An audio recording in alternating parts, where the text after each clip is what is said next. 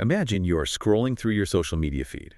You're seeing article after article, post after post, and, well, almost everything you read just perfectly aligns with your worldview. Right. It's incredibly validating. Totally validating. It confirms all your underlying suspicions about how society operates, and it creates this incredibly comforting illusion that everyone you interact with is generally on the exact same page. It feels like consensus. Exactly.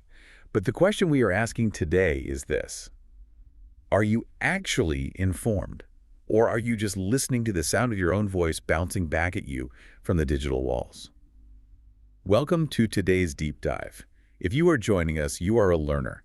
You're someone who wants to genuinely understand the invisible forces shaping the information you consume every single day. And you want the unvarnished reality without feeling overwhelmed by, dense academic jargon. Right. So today we are tearing into a massive, comprehensive collection of research surrounding media echo chambers. Our mission is to basically strip away the buzzwords and look at the actual mechanics of what is happening behind your screen. And the biggest surprise we uncovered in this material, the thing that really shifts the paradigm, is that the scientific community is actually deeply divided on how widespread these echo chambers really are. It's heavily debated. Yeah. Plus, we're going to dissect why an echo chamber is a completely different animal from a filter bubble, which is a term that gets thrown around constantly but means something entirely different. Absolutely. In an era defined by constant, unrelenting information overload, understanding exactly how our beliefs are shaped and reinforced is, well, it's the ultimate tool for critical thinking. We operate under this baseline assumption that we are the sole architects of our media diets. Which we aren't. Not at all. The architecture of the platforms we inhabit, working in tandem with our own deeply ingrained psychological tendencies, creates a highly volatile environment. So our objective today is to map out that environment. We're going to look objectively at the empirical research, the historical precedents, and perhaps most importantly, the massive gaps in what the data actually proves. Okay, let's unpack this. Let's look at the literal acoustic metaphor we are dealing with here. You are standing in a closed, hollow room. You shout, and the sound reverberates. It bounces off the walls, completely insulated from any outside noise or interference. That's the physical reality of an echo chamber. Right, and the digital equivalent functions on the exact same physics of isolation.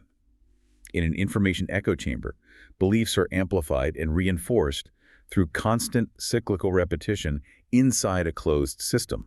And the engine driving that acoustic bounce is actually a specific set of cognitive biases. The research points heavily to three in particular. We have confirmation bias, selection bias, and correlation neglect. Let's break those down. Confirmation bias is the one we're all somewhat familiar with, I think. Yeah, it's that natural human gravity pulling you toward information that supports what you already believe, while simultaneously causing you to just disregard anything that challenges those beliefs. It's the path of least mental resistance. Precisely. Then selection bias takes that a step further into actual social behavior. It occurs when individuals actively curate their environments, choosing which groups to join or which forums to participate in, because they are actively seeking social validation. They want to be in a space where their opinions will be readily accepted without friction. Which brings us to correlation neglect, which might actually be the most insidious of the three. It's definitely the trickiest to spot in yourself. For sure, because this happens when you are scrolling and you see, say, 5 different people sharing what looks like 5 different pieces of evidence supporting a claim. So it feels like a massive consensus is building. But what you are neglecting to realize is that all 5 of those posts stem from the exact same original potentially flawed source. It is just one piece of information wearing 5 different masks, but your brain registers it as widespread validation. And a huge driver of this entire ecosystem is homophily. The birds of a feather flock together principle. Exactly. But at a digital scale, that is frankly hard to comprehend. Homophily is that natural human tendency to associate and bond with people who are fundamentally similar to us. It has existed since the dawn of human socialization. Right, we've always done this. We have. Yeah. But modern technology takes that ancient tribal instinct and weaponizes it through sheer scale. The material we are looking at highlights a massive study by Bakshi and his team from 2015. They didn't just look at a few hundred college students in a lab. They analyzed the data of 10.1 million Facebook users. 10 million. Yeah. That is wild. Think about the sheer scale of that data set. 10 million users, categorized into 3 basic buckets: liberal, moderate, and conservative. The researchers found that the vast majority of these users' friends shared their exact political orientation. So you start with this baseline of homophily. People are naturally sorting themselves into politically homogenous clusters. And they do it completely voluntarily. Totally voluntarily. But this is where the algorithmic intervention changes the game entirely. The platform's recommender systems recognize these homogeneous clusters. Because the algorithm's primary directive is engagement, it begins selecting and surfacing information with a bias toward that shared political orientation. So the traditional human news editor, the person who might have intentionally curated a diverse front page specifically to challenge readers and provide a balanced civic diet, that person has essentially been replaced by a personalized algorithm. An algorithm that's blindly catering specific information to your feed based purely on what your cluster already engages with. Right. But the research also points out that this isn't just a passive thing happening to helpless users. There are active mechanics at play here. A 2023 study by Diaz-Ruiz and Nilsson outlines this dynamic as a very distinct two-step process: seeding and echoing. That two-step process is crucial for understanding the modern flow of digital information. Step 1, the seeding, is an active insertion. This is when actors, sometimes malicious, sometimes just highly partisan, intentionally drop misinformation or highly polarizing content into the public sphere. They are basically planting the flag. And then comes the echoing. Right. Step 2 is the echoing. This is the organic circulation by everyday people. And they circulate this seeded information because it aligns with their personal beliefs. But it goes deeper than just agreeing with a headline. They share it because it aligns with their identity. This plays directly into the concept of neo-tribalism. These digital spaces aren't just about sharing objective facts about the world. They are arenas for collective identity construction. They're building a community. Exactly. An echo chamber functions a lot like a digital campfire. People gather around it to reinforce who is us and who is them. The controversies become inherently argumentative. Participants are constantly looking to exploit contradictions against perceived opponents. It is tribal warfare disguised as digital discourse. And that tribal reinforcement naturally leads to severe tunnel vision. As exposure to opposing viewpoints declines, the individual's belief system calcifies. It culminates into a massive, impenetrable confirmation bias regarding a wide variety of subjects, which is a dynamic that actually raises a tough philosophical question about personal responsibility. What do you mean? Well, the research suggests that members of an echo chamber are not always fully responsible for their deeply held convictions. Man, that is a tough pill to swallow, because it implies members aren't entirely at fault for what they believe. It does. Think about it. If you are raised in a closed loop from childhood, or if your entire geographic community operates within one of these information structures, your baseline reality is dictated by that environment. Right, you might be utilizing what seem like perfectly rational, acceptable practices for gathering knowledge. Asking your neighbors, reading your local paper, listening to community leaders, yet you're still being pushed further into a deceptive worldview because the entire ecosystem is compromised. Your inputs are fundamentally flawed, even if your processing of those inputs is completely logical. Here's where it gets really interesting, though. We constantly use all these terms interchangeably in everyday conversation. We say echo chamber, filter bubble, information silo. But the source material, drawing heavily on the fields of social epistemology and philosophy, makes a massive fundamental distinction between these concepts. And it's a critical distinction. Let's start with the filter bubble, a term coined by internet activist Eli Pariser. A filter bubble is a state of intellectual isolation that results purely from personalized searches. It is the mechanical result of an algorithm selectively guessing what you want to see based on your physical location, your past click behavior, and your search history. So it separates you from information that disagrees with you, but it is the invisible, non-transparent choices of the code doing the separating. It is an algorithmic omission. Right. But the text sharply contrasts this with what philosophers call an epistemic bubble. An epistemic bubble is simply an informational network where important sources have been excluded. It is a framework that lacks connectivity to the wider world, and it is often entirely unintentional. Unintentional isolation. Yes. If you are in an epistemic bubble, you are just completely unaware that significant counter-evidence or alternative reasoning even exists outside your immediate network. So it's really just an accident of your circumstances. You haven't heard the other side of the story because the other side of the story literally hasn't reached your town or your social feed. Precisely. And because it is based on mere omission, epistemic bubbles are structurally fragile. The opposing information hasn't been attacked or vilified. It has merely been left out. Therefore, you can pop an epistemic bubble with relative ease. Just by showing them the information. Exactly. All you have to do is expose a member to the information and the sources they have been missing. Once you present the new evidence, the bubble bursts, and their worldview can adjust to accommodate the new facts. But an echo chamber is a whole different beast. And this distinction completely blew my mind. The research explicitly states that an echo chamber is an epistemic construct where outside voices are actively excluded and systematically discredited. Active discrediting, that's the key. Right. It does not suffer from a lack of connectivity like the bubble does. Instead, it relies on a deliberate, orchestrated manipulation of trust. The chamber methodically attacked the credibility of all outside sources, creating a preemptive distrust of anyone who doesn't belong to the in-group. This raises an important question regarding how we interact with individuals we believe are trapped in these chambers. University of Pennsylvania research cited in the text shows that members of echo chambers become incredibly dependent on the sources inside the chamber, while becoming highly actively resistant to external sources. So they're armored against outside facts. Very much so. So unlike the fragile epistemic bubble, echo chambers are incredibly robust.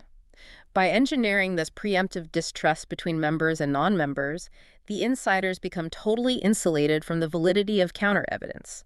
Exposing them to new information doesn't pop the chamber, it actually reinforces it. Because they have been trained to see that outside information as an attack. That is the realization that shifts everything. In an echo chamber, outside voices are actually heard. People in these deep echo chambers aren't cut off from the rest of the internet.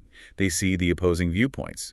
They see the counter-arguments. But they don't trust them. Exactly. Those viewpoints are instantly, almost reflexively dismissed. The function of the echo chamber isn't necessarily to erode a member's interest in finding the truth. The function is to manipulate their credibility levels. The chamber dictates that fundamentally different establishments and institutions are the only proper sources of authority. They completely change who you trust, not just what you see. It is a profound psychological manipulation. If your trusted in-group leaders repeatedly tell you that all outside media is corrupt and lying, then when you are inevitably exposed to that outside media, it doesn't challenge your worldview. It serves as confirmation of the narrative that you are under attack by deceitful forces. It just proves them right in their own minds. Exactly. The real-world implications of this conceptual difference are staggering. Trying to help someone out of an epistemic bubble requires data. Trying to help someone out of an echo chamber requires rebuilding foundational human trust. Which perfectly sets up the biggest plot twist of this entire deep dive. With everything we just discussed about the robust psychological architecture of these chambers, you would naturally assume the science is settled. You'd think every major researcher universally agrees that we're all hopelessly trapped in these tribal, algorithmic echo chambers, completely insulated from reality. What's fascinating here is that the empirical findings tell a completely different, highly fragmented story. The science is absolutely not settled. Not at all. In fact, clear and distinct findings that uniformly confirm or falsify the deepest concerns about echo chamber effects are simply absent. When different researchers attempt to measure the prevalence of these chambers, they get wildly contradictory results. Let's look at the evidence that supports the widespread existence of echo chambers first. We talked about that massive 2015 Bakshi study regarding homophily.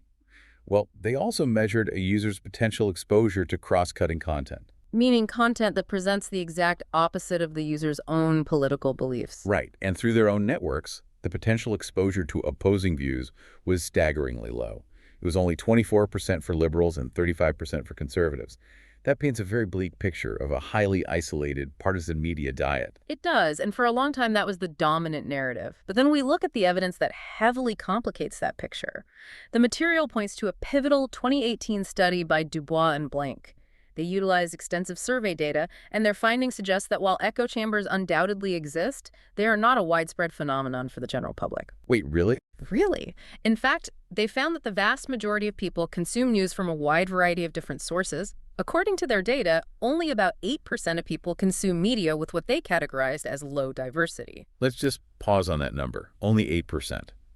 That completely shatters the popular media narrative that everyone logging onto social media is instantly locked into a blind tunnel of confirmation bias. It really does. And the data gets even more complicated when we look at major political events. A 2023 study by Bossetta and colleagues analyzed Facebook comments during the UK Brexit referendum. Now, if ever there was a hyperpolarized environment ripe for absolute echo chamber behavior, you would think it would be the Brexit debate. Oh, absolutely. It was incredibly divisive. But they found that 29% of Facebook comments during the referendum were actually cross-cutting expressions. People were actively engaging with, arguing against, and commenting on opposing views. This suggests a crucial difference between what a person quietly reads their passive media diet and how they actively interact in digital spaces. We also have to consider the findings from a 2022 study by Roosh, which focused specifically on Twitter users. Roche found that the vast majority of Twitter users simply do not exhibit behavior that resembles an echo chamber. But there's a massive caveat there, right? A huge caveat that explains a lot of our cultural perception.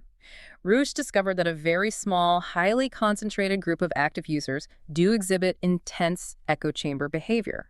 And because this small group generates such an overwhelming volume of online activity, they make up a substantial share of the followers for populist politicians. So they're just incredibly loud. Exactly.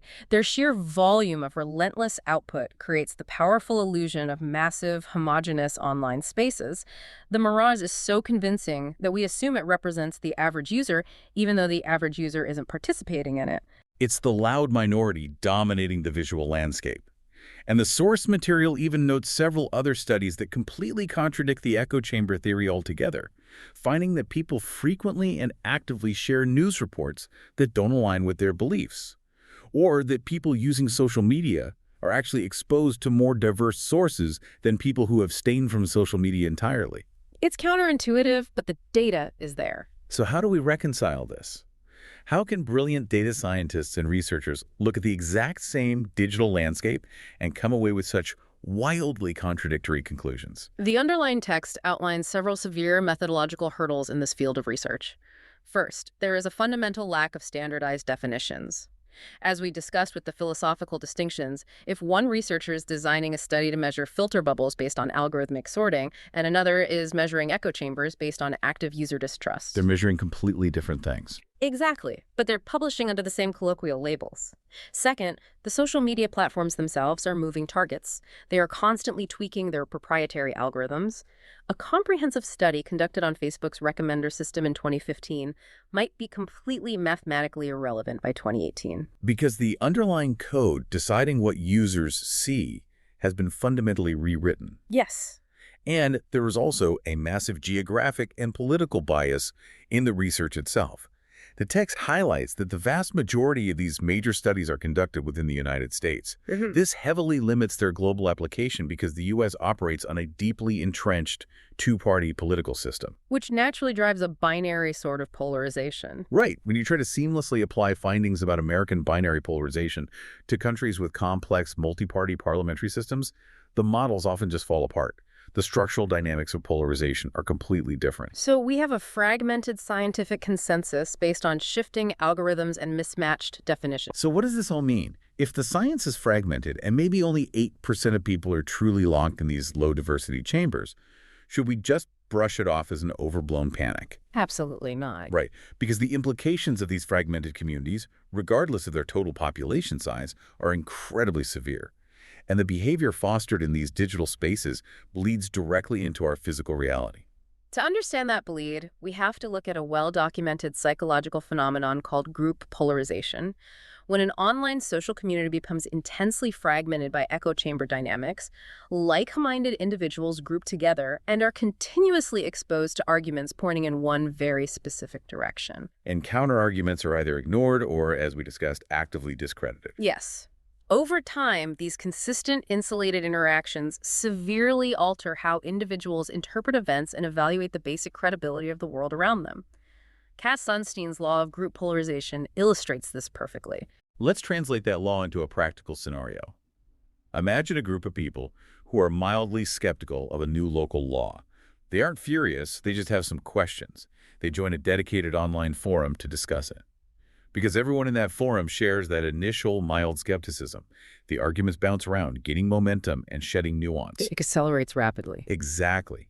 Without the friction of external viewpoints to ground the conversation, the mild skeptics continually validate each other's growing concerns. By the time they log off, That initial group of mild skeptics has radicalized into a group of fervent, absolute opponents. The lack of external viewpoints, combined with the echo of peer agreement, inevitably pushes the group to adopt much more extreme belief sets than any of them would have held as isolated individuals. And this dynamic erects massive barriers to any sort of critical discourse. Social networking communities are identified in the research as some of the most powerful incubators and reinforcements of rumors. This happens because human beings are wired to inherently trust evidence supplied by our immediate social group much more than we trust information circulating from external traditional news sources. It's that tribal instinct again. Furthermore, the digital interface provides a reduction of social fear. People are willing to project extreme views online that they would hesitate to vocalize face-to-face, which allows for even deeper, more rapid engagement with radicalized peer agreement.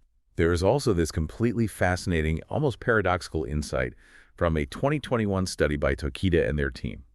They looked at individual behavior within these highly polarized information ecosystems and found that highly reactive individuals, the people who are extremely quick to react to and share socially circulated information, they actually curate politically homogenous environments for themselves on purpose. They build their own walls. Right. They do it to avoid the emotional exhaustion of overreacting to news they deem unimportant or offensive. But by curating themselves into this safe corner, their behavior within the echo chamber actually dampens their access to valuable information, even from sources they would normally desire. They isolate themselves to protect their emotional bandwidth, making them far more likely to develop extreme opinions while simultaneously overestimating exactly how well-informed they actually are. It is a self-inflicted blindness. And as you mentioned, this phenomenon refuses to stay confined to the digital realm. The offline bleed is tangible and measurable. Offline communities, neighborhoods, workplaces, local organizations are increasingly segregated by the political beliefs and cultural views reinforced online. The source text actually cites a highly revealing 2016 study demonstrating this perfectly. Right, the Twitter workplace study. Yeah. Researchers found that Twitter users who felt their audience on the platform agreed with their specific opinions were significantly more willing to speak out on those same issues in their physical workplace. Their online echo chamber gave them the false, inflated confidence that their specific niche views were the universal, undisputed consensus. It actively changed their physical, face-to-face behavior at their jobs. It gave them the courage of a crowd that only existed in their phones. The boundaries between digital reinforcement and physical reality are entirely porous. The echo chamber effect prevents individuals from accurately assessing changes in language, culture, and social norms involving groups outside their own. They lose the ability to accurately read the room, whether that room is a digital forum or a physical town hall meeting. And we really need to emphasize that this is not a modern problem invented by social media CEOs. This isn't purely a byproduct of the algorithmic age. The source material provides some incredibly detailed historical examples of echo chambers that existed long before Facebook or Twitter algorithms were ever written. History repeats itself. Let's look at the news coverage of the McMartin preschool trial in the 1980s. This was a massive, hysteria-driven event. David Shaw, a media critic for the Los Angeles Times, actually won a Pulitzer Prize in 1990 for a devastating series of articles criticizing how the media handled that trial.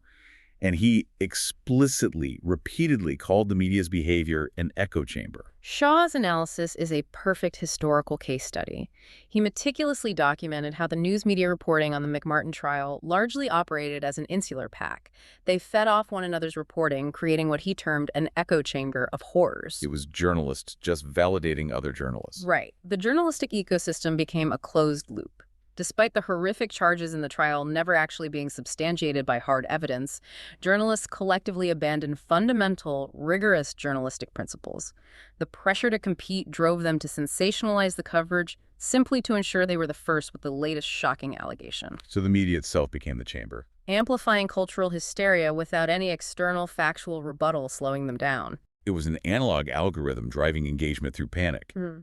Then you have the 1998 Clinton-Lewinsky scandal. The media frenzy was so intense that Time magazine actually ran a cover story explicitly titled Trial by Leaks. And one of the analytical pieces inside that issue was literally headlined, "The Press and the Dress." the anatomy of a salacious leak, and how it ricocheted around the walls of the media echo chamber. Even in 1998, observers recognized that the press was simply bouncing unverified information off of each other, internally reinforcing a narrative before the public even had a chance to digest the facts. Exactly. Moving from those historical precedents into the modern era, scholars have identified numerous examples of this exact phenomenon, playing out across a wide spectrum of ideologies and digital platforms. And we're going to look at these objectively as structural case studies of the mechanics we've discussed. For instance, in 2008, researchers Kathleen Hall-Jamieson and Frank Capella published what is considered the first major empirical study concerning these dynamics. They specifically categorized conservative radio host Rush Limbaugh and his broadcast ecosystem as an echo chamber. They mapped how the show insulated its listeners from outside, contradicting information. It's all about that boundary control. Right. Similarly, expensive essays and analyses in publications like The New Statesman have heavily linked echo chamber dynamics to the political environment surrounding the United Kingdom's Brexit referendum. The source material also points to much more niche but highly impactful online communities where these mechanics thrive. The subreddit known as Rincels and various other online incel communities have been extensively studied by sociologists. They are frequently described as textbook echo chambers where extreme insular ideologies against women are constantly reinforced and radicalized through peer agreement. And we see it in totally different subject areas, too. There is the sprawling network of social media accounts that harbor, circulate, and reinforce the flat Earth theory, creating an entirely alternate epistemic reality for their members. And it even impacts public health policy. The text notes discussions concerning opioid drugs, specifically the intense online debates over whether they should be considered suitable for long-term pain maintenance, acting as a distinct echo chamber.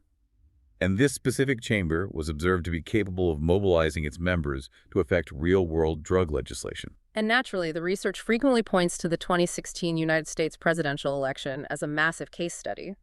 During that cycle, researchers observed that information regarding the campaigns was exchanged primarily among individuals with already similar political and ideological views. Both Donald Trump and Hillary Clinton were extremely vocal on Twitter, which drew countless opinion leaders, journalists, and everyday voters to the platform to engage. So you had these two massive hubs of gravity. Exactly. Studies analyzing the network data showed that the Twitter community supporting both candidates differed significantly in their structural makeup. More importantly, the most highly vocal, hyperactive individuals within those specific groups were responsible for engineering deep, robust echo chambers within those respective communities. Some researchers cited in the text argue that these intense echo chamber effects played a significant part in the ultimate success of Donald Trump in that election by solidifying and mobilizing a highly insulated base. So we have a landscape where algorithms are supercharging ancient human psychology. We have malicious actors intentionally seeding misinformation to exploit those algorithms. And we have highly vocal, hyperactive minorities building impenetrable digital tribes that create the illusion of massive consensus. It paints a pretty intense picture. It really does. Looking at all this, is there any hope? Are we just structurally doomed to a future of relentless, algorithmic neo-tribalism? The material does outline several deliberate countermeasures, primarily focusing on efforts from major media and technology companies aiming to introduce transparency and diverse viewpoints at an architectural level. Give us some examples of that. Well, for instance, Facebook received a significant amount of high-profile attention when it fundamentally modified its trending page several years ago. Originally, the architecture displayed a single news source for any given trending topic. They transitioned to a model that displayed multiple news sources for a single event. It was an intentional algorithmic shift designed to expand the breadth of sources and forcefully expose readers to a variety of viewpoints on the same issue. There is also some really interesting innovation happening in the startup and independent media space. The article highlights startups like Unfound.news, which are building applications specifically with the foundational mission of encouraging users to voluntarily open up their echo chambers by surfacing differing perspectives on current events. That voluntary aspect is key. Right. And BuzzFeed News actually tested a really fascinating beta feature they called Outside Your Bubble. They added a dedicated module to the bottom of their news articles that aggregated and displayed reactions to that specific article from various external platforms, pulling in conversations from Twitter, Facebook, and Reddit. To show the broader context. Exactly. The goal was to bring immediate transparency to how different communities were reacting, prevent completely biased, one-sided conversations in their own comment sections, and proactively diversify the viewpoints their readers are exposed to right at the point of consumption. These are all structural, algorithmic attempts to pop epistemic bubbles, and they are valuable tools. However, if we connect this to the bigger picture and recall the profound philosophical difference we established between a fragile bubble and a robust chamber, we have to acknowledge that algorithmic tweaks might not be a silver bullet. Because of the trust issue. Precisely. If an individual is deeply entrenched in a true echo chamber, where their foundational trust has been successfully manipulated to preemptively dismiss all outside sources as corrupt, deceitful, or hostile, simply showing them a wider variety of news sources at the bottom of an article won't work. The chamber has trained them to view those news sources as further evidence of a broader, coordinated conspiracy against their tribe. So it could actually backfire. It could. The structural solutions and diverse news feeds are absolutely necessary for the 92% of people who aren't deeply entrenched, but breaking a true hardened echo chamber requires the incredibly difficult work of rebuilding foundational human-to-human trust. Wow. We have covered an absolute mountain of ground today. We started out trying to simply define the echo chamber and quickly realized it is a complex psychological architecture, not just a tech buzzword. Far from it. We've learned that true echo chambers are less about being passively trapped by invisible algorithms and much more about a deeply manipulated active distrust of outsiders. We explored the shocking reality that the empirical science is heavily fragmented. While a highly vocal, hyperactive minority might live in deep, toxic echo chambers, the average person's media diet is likely far more diverse than they or the media realize. Which is an important silver lining. Definitely. We looked at how this isolation bleeds directly into our offline behavior, shaping workplace conversations. And we traced the historical lineage of PAC journalism from the McMartin trial to the digital present. It is an incredibly complex, multi-layered ecosystem.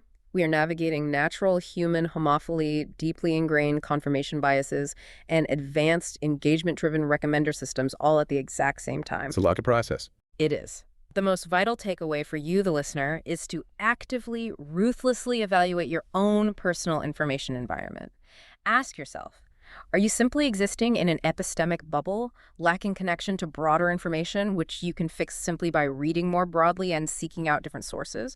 Or are you part of an echo chamber where you have been conditioned to actively distrust and dismiss outside information before you even evaluate its merits? Thank you so much for joining us on this deep dive.